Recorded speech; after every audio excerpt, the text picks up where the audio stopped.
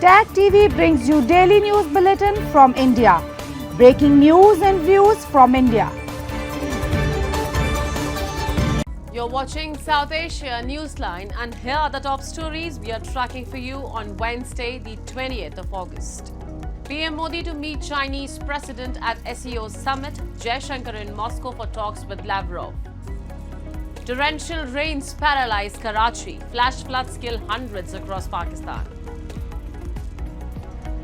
NHRW urges UN to renew rights mandate in Sri Lanka amid ongoing abuses.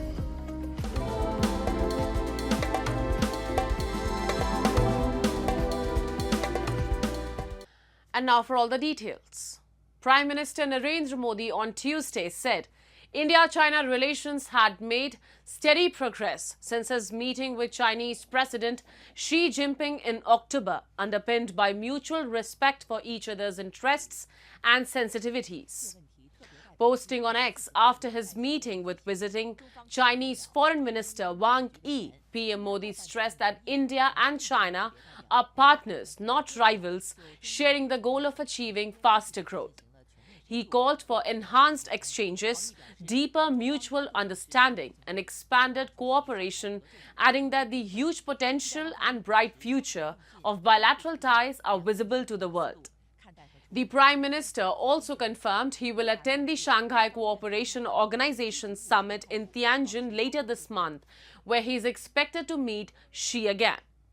Wang's two-day visit to India included talks with National Security Advisor Ajit Doval on the boundary issue, as well as an audience with PM Modi signaling continued efforts to stabilize ties after the sharp downturn in 2020 following the Himalayan border clashes. Meanwhile, Indian Foreign Minister S. Jaishankar arrived in Moscow on Tuesday to chair the 26th session of the India-Russia Intergovernmental Commission on Trade, Economic, Scientific, Technological and Cultural Cooperation.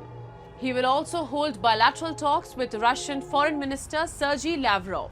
His visit follows a recent phone conversation between PM Modi and President Vladimir Putin, during which the Russian leader shared details of his meeting with US President Donald Trump at the Alaska summit.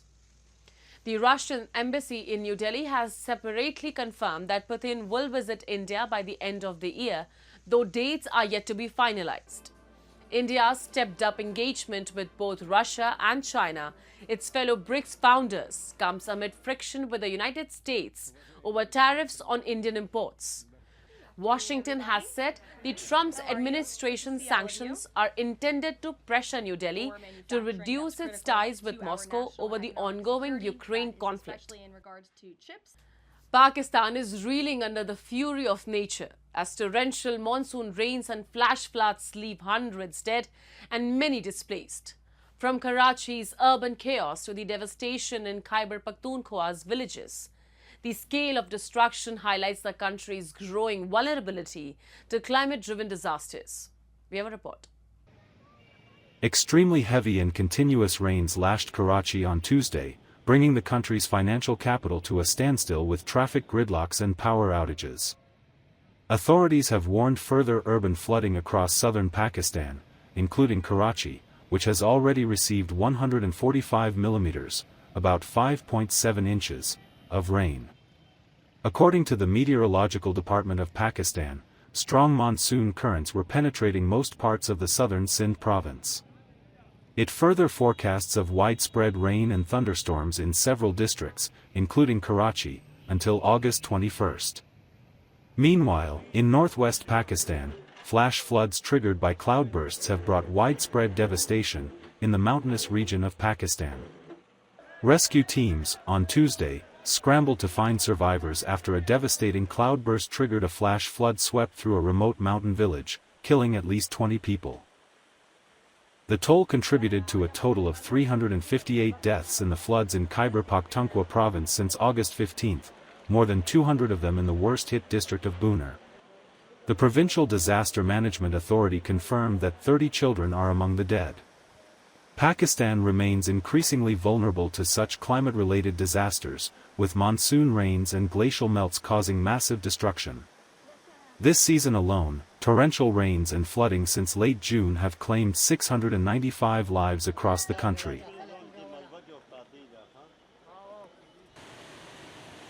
8 साढ़े 8 बजे का time था तो एकदम आवाज़ आई खौफनाक सा, तो फिर इतना खौफनाक डरावना, फिर बस एकदम में सब कुछ ले गया, घर वगैरह सब, माल मवेशी सब कुछ, बच्चे तो बूढ़े सब कुछ एक साथ एक झटके में ही सब कुछ ले गया। सेकंडों के हिसाब से क़यामत जैसा मंजर था। माल मवेशी थी, 2 को भैंसें थे, बकरियाँ थी इधर, तो सामान वगैरह सारा इधर पड़ा हुआ था। घर का फ्रिज, स्टेबलाइज़र, वॉशिंग मशीन, सारा घर का कुछ भी नहीं बचा हुआ है, सब कुछ ले गया।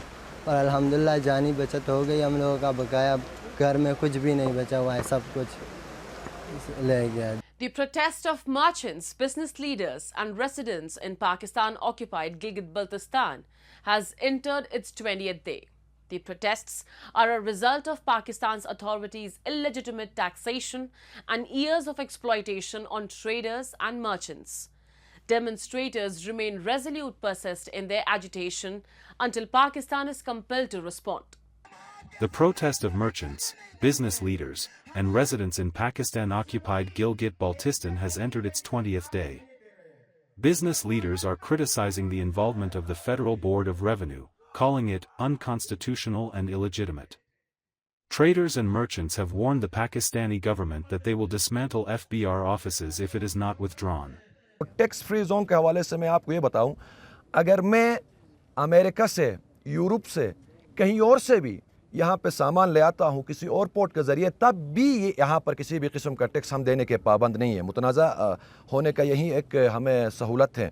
जो हमने माजी में दिया है वो हमसे या तो फिर हमें बेवकूफ़ बना के हमसे लिया गया है, या फिर किसी और सूरत उसको ऐड किया गया है। तो कश्मीर का आपके सामने एग्जाम्पल है।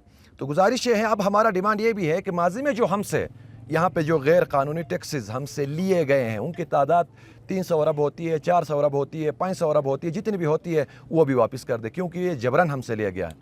Their demands include ending exploitation, restoring dignity, and acknowledging the rights of the people of Pakistan-occupied Gilgit-Baltistan. Protesters have accused Pakistan of subjecting the region to 7 decades of systematic injustice and exploiting its natural resources. They further argue that while Pakistan refers to Gilgit-Baltistan as a disputed territory, it simultaneously imposes taxes through the FBR. Despite multiple rounds of discussions with various stakeholders, the government has failed to meet the protesters' demands. Weeks after Bangladesh's interim government announced that elections will be conducted by February 2026, Army Chief General Waqaruzzaman has pledged the military's full support in ensuring a free, fair and neutral parliamentary poll.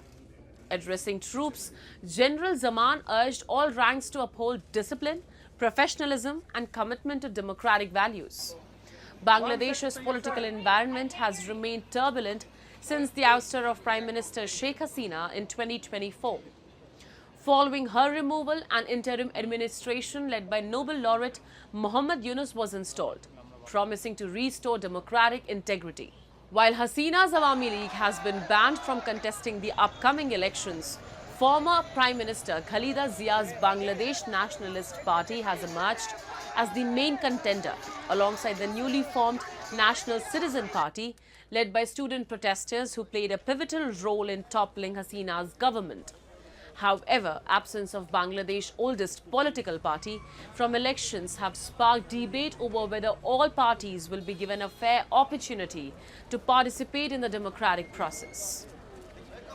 Rights body, the Human Rights Watch, on Wednesday reiterated the call to the United Nations Human Rights Council to extend its mandate for monitoring and evidence gathering on rights abuses in Sri Lanka, as they alleged continued harassment of the families of victims of enforced disappearances and misuse of the country's counter-terrorism law by security forces. Highlighting the recent report by UN Human Rights Office, which said almost no progress has been made in ensuring accountability for wartime abuses, the rights body said Tamil victims and their families continue to face intimidation. The families of the disappeared continue to face threats, including for engaging with the UN. while prospects for justice in Sri Lanka are remote as ever, said Meenakshi Ganguly, HRW's Deputy Asia Director. The watchdog highlighted ongoing surveillance of activists, misuse of counter-terrorism powers to detain critiques, and failure to investigate mass graves linked to past atrocities. Despite repeated pledges to repeal the Prevention of Terrorism Act, authorities continue to use the law to detain individuals without evidence. UN figures show 38 arrests under the PTA in 2024 and 49 in the first 4 months of 2025. HRW said international pressure was essential to push Colombo toward credible accountability. It called on the government to impose a moratorium on the PTA, end harassment of victims' families, and invite independent experts to investigate mass graves, including the Chimani site near Jaffna. The group also urged member states to support a resolution at the upcoming UN Human Rights Council session on September 8 to renew the Sri Lanka Accountability Project and extend international monitoring for another 2 years. The ruling alliance in Nepal is making a fresh attempt to remove Deputy Speaker Indira Rana Magar, whom Prime Minister KP Sharma Oli has accused of low and biased performance. Leaders of the Nepali Congress and the CPN-UML held emergency meetings on Tuesday and have launched a signature campaign to secure Magar's ouster, with several lawmakers already backing the move. Under Nepal's constitution, removing a deputy speaker requires a 2/3 majority in the House of Representatives. With the House currently at 274 members, the alliance needs 183 votes.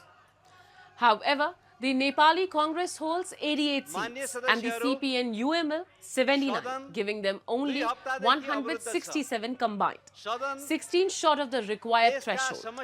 Leaders confirmed to ANI that talks are ongoing with smaller parties to bridge the gap. Magar has been under scrutiny since 2023, when a leaked letter revealed that she had requested US visa interview dates for herself and 5 others unrelated to her official position. The controversy has since fueled persistent calls for her resignation. The opposition has warned that the ruling bloc's move could trigger mass protests and push Nepal towards authoritarianism. That's all in tonight's edition. We will see you same time tomorrow. Good night.